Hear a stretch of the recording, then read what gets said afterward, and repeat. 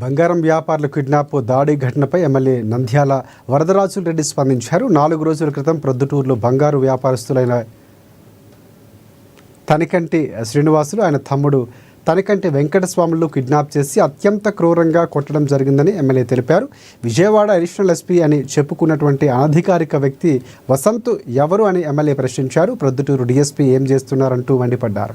DSP కార్యాలయంలో వసంత్ అనే వ్యక్తి వచ్చి మాట్లాడినట్లు తమకు సమాచారం ఉందన్నారు. గత 5 రోజుల నుంచి ప్రొద్దుటూరు వ్యాపారస్తులు భయోందనలకు గురవుతున్నారని, చాలామంది తమకు ఫోన్లు చేస్తారని తెలిపారు. ఎక్కడ ఏ అవాంఛనీయ ఘటన జరిగినా ఏ సమయంలోనైనా తనకు ఫోన్ చేయమని, తాను వారి ఇంటి వద్దకే వస్తానంటూ వ్యాపారులకు హామీ ఇచ్చారు. తీసుకొని వచ్చి నేను డిమాండ్ చేస్తాను మన పొద్దుటూరు డిఎస్పీ గారిని. అతన్ని ఎక్కడున్నా కూడా వెతికి తీసుకొని వచ్చి తీసి అరెస్ట్ చేసి కోర్టులు పెట్టాలా. ఏదో అయిపోయింది, మేము ఇంతటితో అయిపోయిందామని అనుకుంటున్నారు. ఏం ప్రజలమంటే అంతా మీకు చులకనగా ఉండమా? మమ్మల్ని కొట్టడం అంటే అంత చూడమనుకుంటున్నారా? విచక్షణారహితంగా కొట్టేదాంట్లో ఎవడు వాడు కొట్టేదానికి, విచక్షణారహితంగా కొట్టేదానికి ఎవడు? కాళ్ళ చేత తన్నేదానికి తుపాకీ పెట్టి కాలుస్తానని అని అన్నాడే. ఎవరిదా తుపాకీ?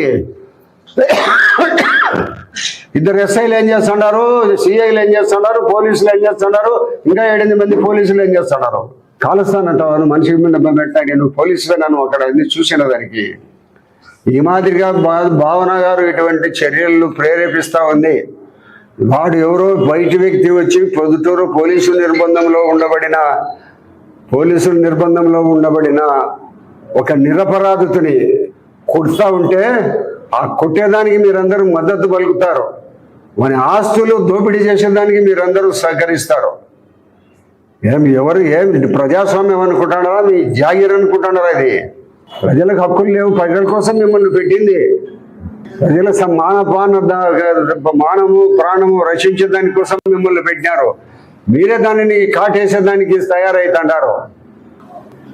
ఎవరో మూడో వ్యక్తి ఎవరో తేల్చి ప్రొద్దుటూరుకు తీసుకొని వచ్చి విషయం మీద వెంటనే చర్యలు తీసుకొని, బయట వ్యక్తి మూడో వ్యక్తి వచ్చి ప్రొద్దుటూరుకి సంబంధం లేని వ్యక్తి మూడో వ్యక్తి వచ్చి వాళ్ళని కొట్టడం అనేది అతి హీనమైన చర్య. ఆ హీనమైన చర్యకు సంబంధించి మీరు అతన్ని తీసుకొని వచ్చి పోలీసులు అతను ఎవరైంది ప్రజలు తెలియజెప్పి కోర్టుకు పెట్టి